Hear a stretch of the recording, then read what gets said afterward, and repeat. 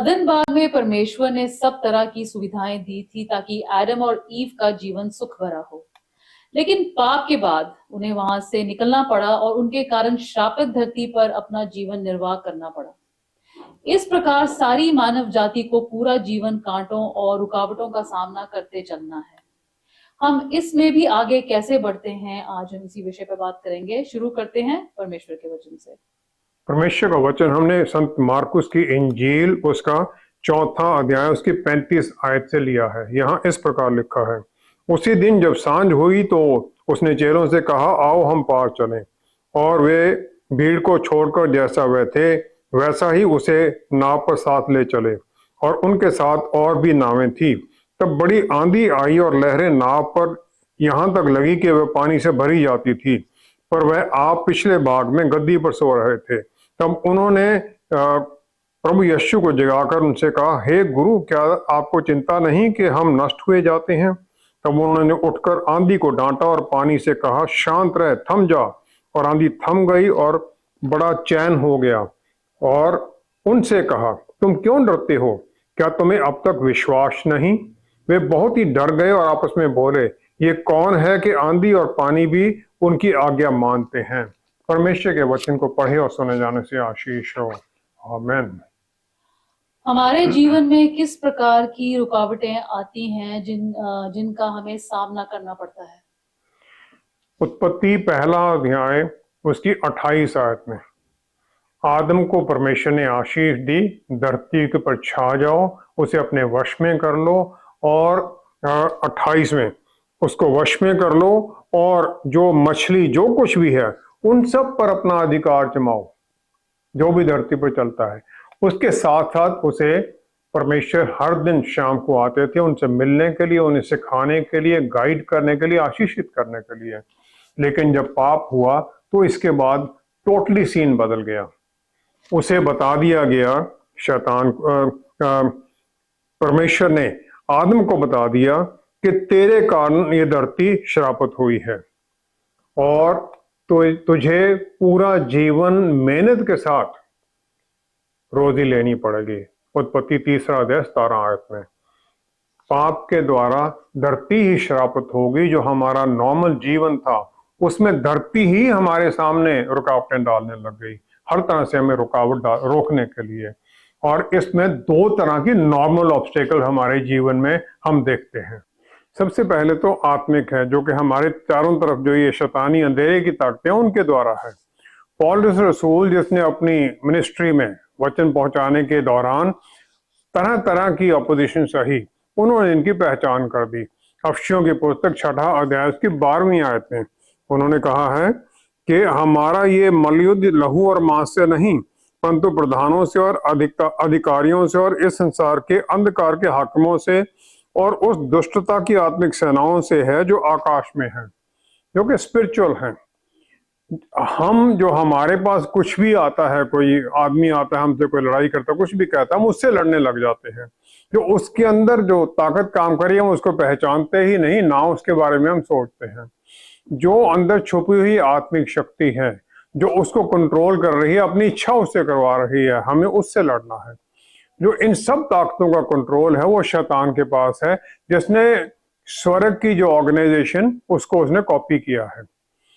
शैतान ने स्वर्ग में आर्कएंजल हैं जिनके नीचे कुछ एक स्वर्गदूतों का ग्रुप होता है, उसको कॉपी कर लिया, यही उसने ऐसे ऑर्गेनाइज कर दिया।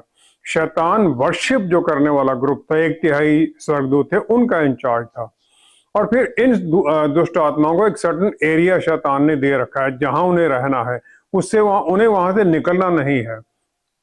और लूका 8:31 में गदारा में जब प्रभु यीशु जाते हैं तो वहां पर जो गदारा का इंसान जैसे दुष्ट आत्माओं ने घेर रखा है, वो एक लीजन है, तकरीबन 6000 से ज्यादा, लूका 8:31 में। तो वो प्रभु यीशु से कह देती हैं 31 आयत में, उन्होंने उनसे विनती की कि हमें अथाह गड्ढे में जाने को की आज्ञा ना दे। उन्हें पता है प्रभु यीशु के पास कंट्रोल है, वो उनसे विनती करती हैं। जिस प्रकार का हमारा आत्मिक लेवल होता है उसी प्रकार की शैतानी ताकत उसी लेवल वाली हमारे सामने आती है। 1 कुरिन्थियों 10वां अध्याय 13 आयत में पौलुस रसूल कहते हैं परमेश्वर विश्वासी हैं जो हमें हमारी जो कैपेसिटी है उससे कहीं ज्यादा प्रताड़ना में पड़ने नहीं देंगे। जो सबसे बड़ा टेस्ट प्रभु यीशु को छोड़कर एक इंसान ने यहाँ पर सहा वो अय्यूब को था। एक ही दिन में उसने सब उसके बच्चे खो दिए, पूरा धन दौलत खो दिया, जो उसके पास था सब उसका खो गया। और फिर हम देखते हैं अय्यूब की पुस्तक 2 अध्याय 7 से 10 आयत में ये होता है। उसके शरीर पर भी फिर पैरों से लेकर सिर तक फोड़े हो जाते हैं। उसकी पत्नी उसके दुख को नहीं देख सकती है।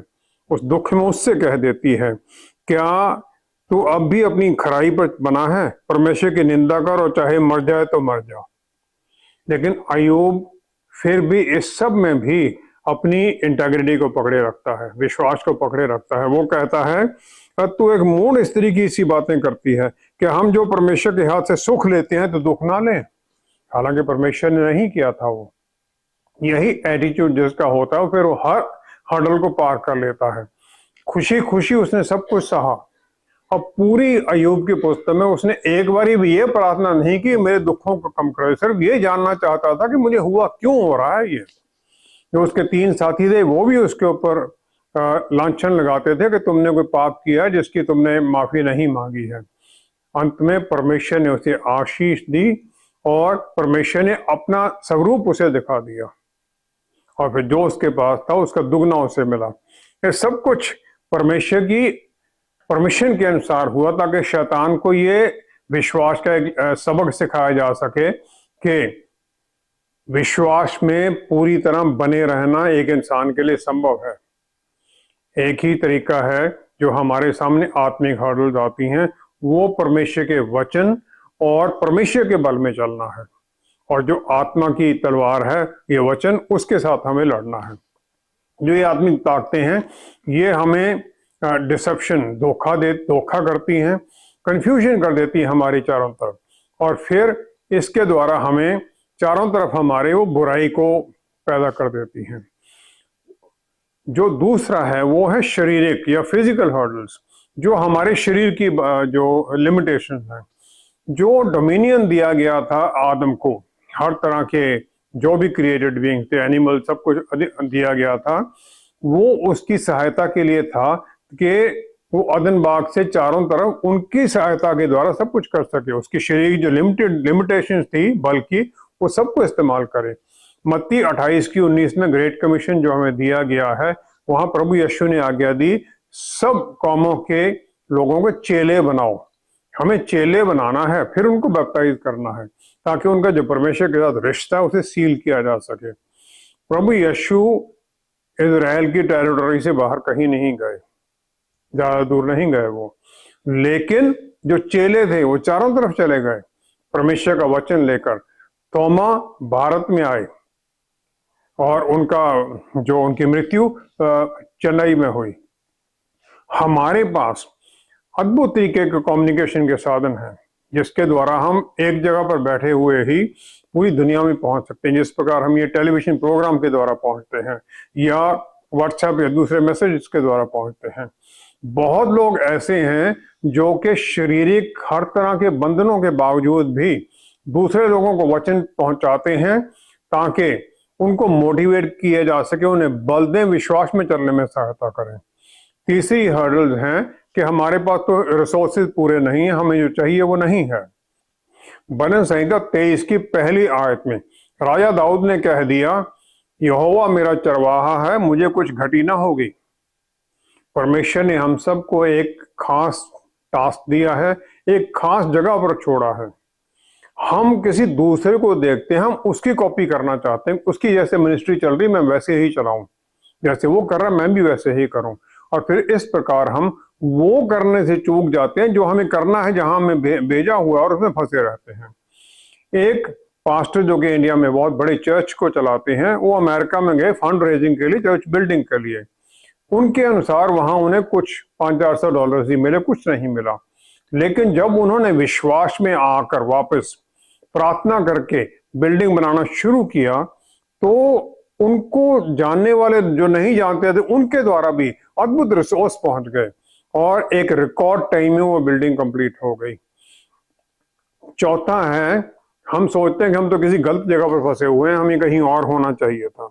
भजन संहिता 73 भजन संहिता, उसकी दूसरी तीसरी आयत में एसाफ, जो कि नबी प्रॉफिट भी है और वर्शिप लीडर है, और सोलोमन और राजा दाऊद के समय में, तो वो फिर कह देता है, वो कहता है मेरे डग तो डग उखड़ना चाहते थे, मेरे डग फिसलने ही पर थे, क्योंकि जब मैं दुष्टों का कुशल देखता था तब उन घमंडियों के विषय डाह करता था।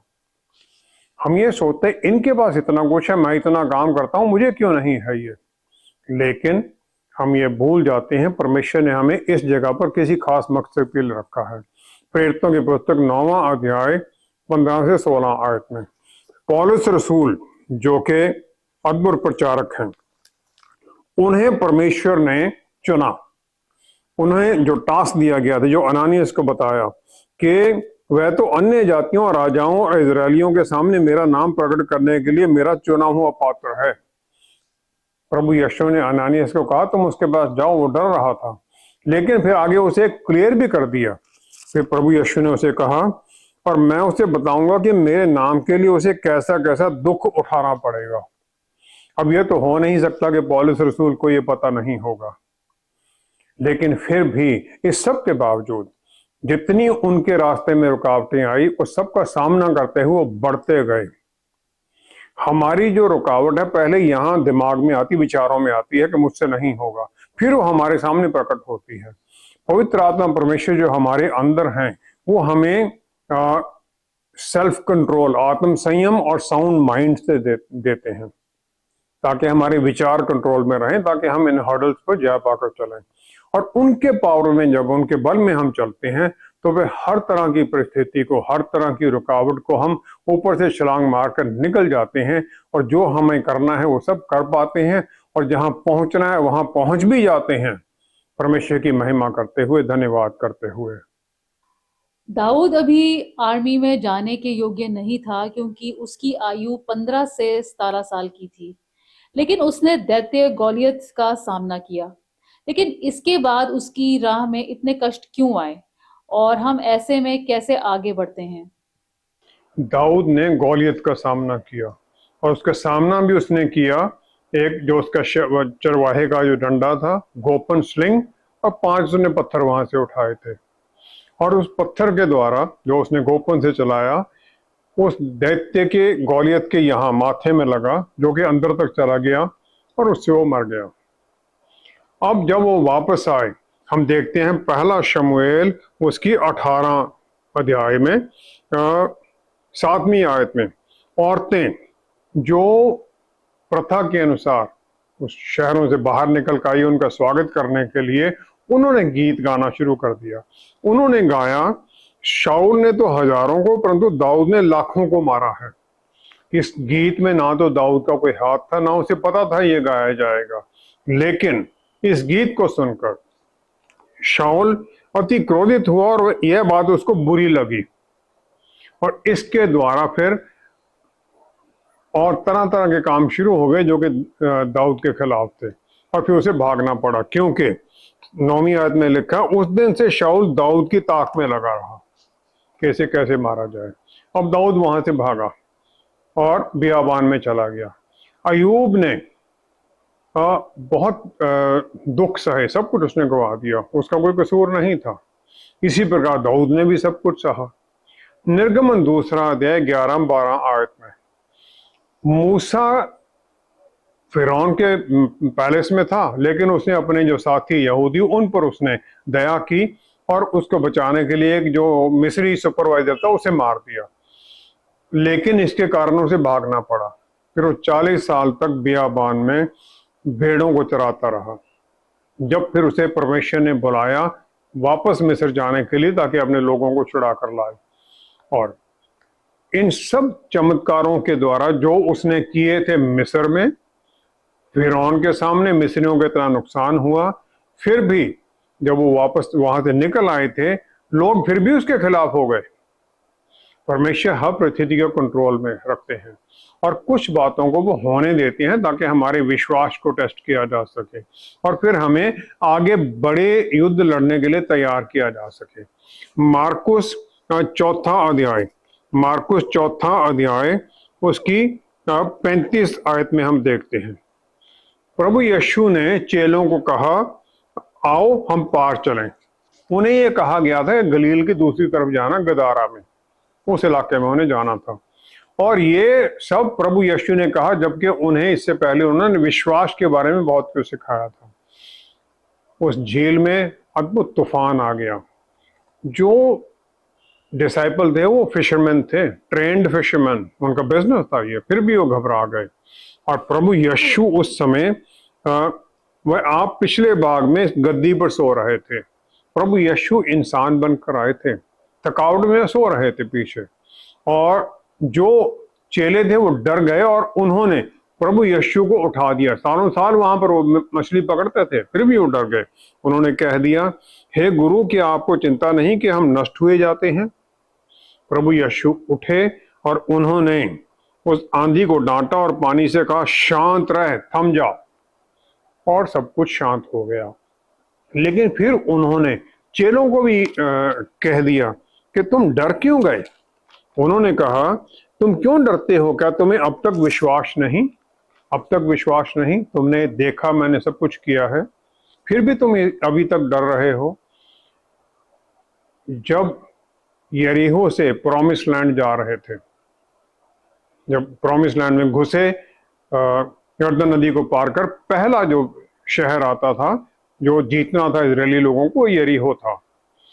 इजरायलियों ने यहोशू के लीडरशिप में लड़ना था, वो पहली लड़ाई थी उनकी। यरीहो बहुत फोर्टिफाइड था, बहुत मजबूत थी उसकी दीवारें, और दीवारें इतनी मजबूत थी कि उसके ऊपर में एक रथ चल सकता था, इतनी चौड़ी दीवार थी। यहोशुआ को परमेश्वर ने, प्रभु यीशु ने वहां आकर उसको जीतने की सलाह, तरीका बताया। उन्होंने कहा, 6 दिन तुम्हारी पूरी सेना उसके चारों तरफ जाएगी, आराधना करते हैं, और वापस अपने कैंप में आ जाएगी। अब यरीहो के अंदर जो बैठी सेना, जो राजा है, वो देख रहे होंगे क्या हो रहा है ये। हर दिन वो तैयार होते होंगे, पहले दिन तैयार हुए, दूसरे दिन, 6 दिन हो गए। अब 7वें दिन उन्हें 7 बार जाना था, और यरीहो वासियों ने फिर सोचा होगा 7 चक्कर मार के फिर जाएंगे, और फिर उन्होंने तुरही फूंक दी, जिसके ऊपर इजरायलियों ने जयकारा लगाया। और जो वो यरीहो की इतनी मोटी दीवारें थी, बड़ी दीवारें थी, अंदर की तरफ गिर गई और इजरायली चढ़ गए और उसको जीत लिया। एक नॉर्मल आदमी जो सोल्जर है या कमांडर है, उसके लिए करना 6-7 दिन ऐसे ही घूम रहे हैं, उसके सोल्जर्स के ऊपर अंदर से तीर मारे जा सकते थे, वो बेवकूफ़ी लगेगी। लेकिन यहोशुआ ने अपने सोल्जर्स को, जो उनके कमांडर थे, सबको परमेश्वर की आज्ञा में चलने के लिए तैयार किया और सब कुछ किया, और उसके द्वारा वो जीत पाई। हम सब में जिस प्रकार इजरायली लोगों को मुक्ति मिली थी इजिप्ट की दास्ता से, हम सब में वो उनके 3 एलिमेंट हैं, 4 एलिमेंट। पहला है मिस्र हमारे अंदर, सबके अंदर है, फिरौन हम सबके अंदर है, मूसा हमारे अंदर है, और प्रॉमिस लैंड में जाने के लिए फ्रीडम, मुक्ति भी हमारे अंदर है। अब ये है क्या क्या, हम ये देखते हैं। मिस्र वो है जो हमें बांधना चाहता है, जो हम हैं, जहां पर हैं हम हैं उसी में हमें रखना चाहता है, बदलना नहीं चाहता है, हम उसी में फंसे रहें। फिरौन वो आवाज है हमारे अंदर जो हम निकलने की कोशिश करते हैं, तो हमारे कान में बोलता है, क्या तुम अभी तक सेटिस्फाई नहीं हो?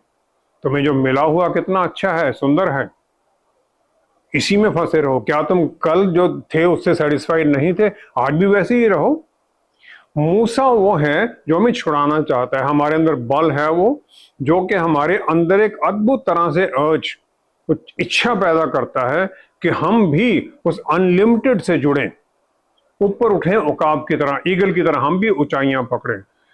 और पवित्र आत्मा परमेश्वर हमें ये बल देते हैं, और फिर परमेश्वर हमारे विचारों को, हमारे सपनों को वो पंख लगा देते हैं, ताकि हम अद्भुत तरीके से छलांग मारकर हर तरह की हडल को पार करके आगे बढ़ जाएं। फ्रीडम और प्रॉमिस लैंड है जो बदलती रहती है दिन प्रतिदिन। आज हमारे सपने कुछ और थे, कुछ परिस्थितियां बदल जाती हैं, उनको उनको फिर हम बदलने लग जाते हैं, कुछ चेंज चाहते हैं, और फिर इस प्रकार हमारा जो विजन है बदलता है और हम उसके अनुसार अपने आप को, अपने टारगेट बदलते हुए आगे बढ़ते जाते हैं। और ये विश्वास में हर तरह की हर्डल को पार करना है, उसे जीतना है, और ये हमारी आगे बढ़ने की यात्रा है जो चलती रहती है। और इसमें हम जो हमारे चारों तरफ फोर्सेस हैं, अंधेरे की ताकतें हैं, उनको चैलेंज करते हैं। परमेश्वर के बल को हम ढूंढते हैं, मांगते हैं और पा लेते हैं, उसके अनुसार फिर चलते हैं।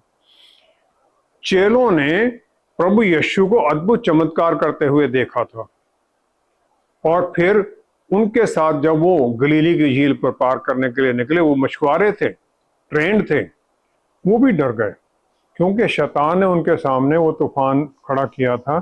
शैतान उन्हें दूसरी तरफ जाने से रोकना चाहता था। रोमियो की पुस्तक 8वां अध्याय 11वीं आयत में पौलुस रसूल ने ऐसी परिस्थितियों के लिए हमें एक रास्ता बता दिया। वो कहते हैं, उसी का आत्मा जिसने यीशु को मरे हुओं में से जलाया तुम में बसा हुआ है। तो जिसने मसीह को मरे हुओं में से जलाया, वह तुम्हारी नश्वर देहों को भी अपने आत्मा के द्वारा जो तुम में बसा हुआ है जलाएगा। जलाना है, नया बल दे देना, सब कुछ नया कर देना, और परमेश्वर हमें वो बल देते हैं। हम विश्वासी लोग परमेश्वर के चुने हुए लोग हैं, और वो बाय नेम बुलाया है परमेश्वर ने हमें, उनकी प्रोटेक्शन में, उनकी प्रोविजन दोनों के लिए उन्होंने हमें रखा है। यशाया नबी की पुस्तक 43 उसकी दूसरी आयत में परमेश्वर ने जो वायदा किया वो हम देखते हैं। वो कहते हैं, जब तू जल में होकर जाए मैं तेरे संग ही रहूंगा, और जब तू नदियों में होकर चले तब वे तुझे ना डुबा सकेंगी। जब तू आग में चले तब तुझे आंच ना लगेगी, और उसकी लौ तुझे ना जला सकेगी। ऐसी अद्भुत आशीष, ऐसा वायदा परमेश्वर ने हमसे कर दिया है। तो हर तरह की हर्डल को हम जीतकर उसे आगे निकल सकते हैं।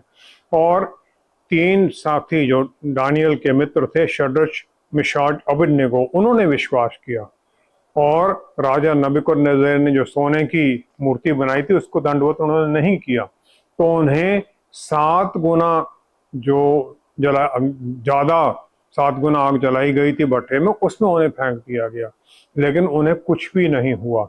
दानियल 3 अध्याय 27 आयत में जब राजा ने देखा उसमें तो तीन की जाए 4 लोग घूम रहे, तो उन्हें निकाला गया।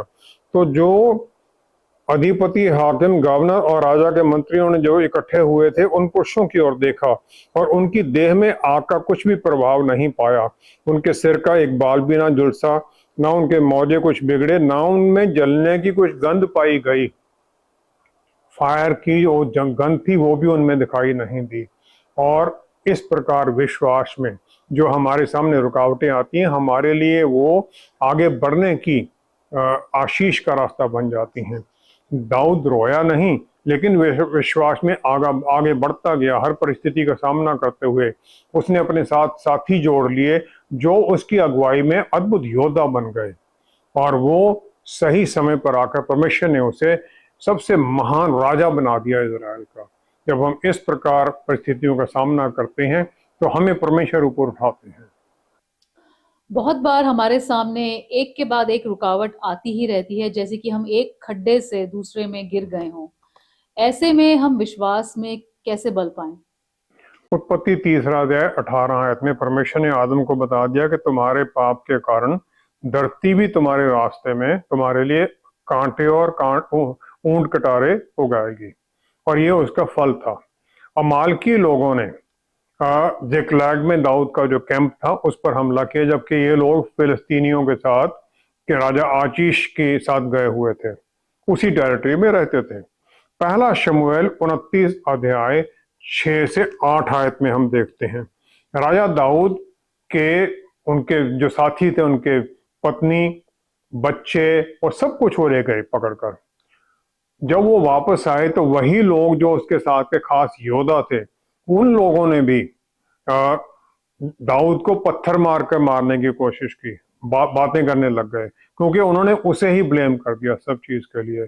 लेकिन इस परिस्थितियों में भी दाऊद ने अपना परमेश्वर में हया बांधा और उनसे गाइडेंस मांगी कि आगे मैं क्या करूं। परमेश्वर ने उसे आशीष दी कि हाँ, उनके पीछे जा और तुम उन्हें पकड़ेगा और सब कुछ रिकवर करेगा, सब कुछ वापस करेगा। कई बार जो हमारे सामने बंधन या हर्डल्स आ जाती हैं, परमेश्वर उन्हें इस्तेमाल करते हैं ताकि हमारे विश्वास को टेस्ट करें, हमारी आत्मिक फिटनेस को टेस्ट करें और फिर हमें ऊपर की अगली सीढ़ी पर चढ़ने के लिए सहायता करें, जिम्मेवारी के लिए चढ़ने में सहायता करें। किसी भी परिस्थिति में तरह तरह के लोग इन्वॉल्व हैं, आत्मिक भी और दुनियावी भी, और हमारा जो एक्शन है वो सेंटर बिंदु बन जाता है, जिसके साथ फिर हम चारों तरफ के जो रिएक्शन, दूसरों के रिएक्शन सब कनेक्ट हो जाते हैं। यूसुफ जेल में था, उसका कोई कारण, उसे कोई उसकी गलती नहीं थी। उत्पत्ति 40 अध्याय में हम देखते हैं 7वीं आयत में, फिरौन ने जो उसका चीफ बटलर था और उसका चीफ जो बेकर था, गुस्से में उनको जेल में डाल दिया। अब दाऊद की यूसुफ के पास ऐसा कुछ खुशी का कोई वो नहीं था, वो तो बेचारा फंसा हुआ था वहां पर, लेकिन फिर भी वो उनको देखता है। 7वीं आयत में वो कहता है उनको देखकर कि आज तुम्हारे मुंह क्यों उदास हैं। उनके दुख के साथ वो प्रभावित है, उनके साथ वो सहायता करना चाहता है। उन्होंने उन्हें अपना स्वप्न बताया, उसने पूरा बता दिया, इंटरप्रिटेशन दी और सब कुछ सच निकला। 2 साल तक फिर भी वो वहीं फंसा रहा। अब एक दिन 2 साल बाद फिरौन को सपना आया जो कोई भी उसे बता नहीं सका। चीफ बटलर को वो याद आ गया यूसुफ। उस समय यूसुफ को फिरौन के सामने लाया गया, उसने उसके स्वप्न के बारे में उसे बताया और फिरौन ने उसे नंबर 2 प्रधानमंत्री बना दिया उस समय के सबसे महत्वपूर्ण देश का।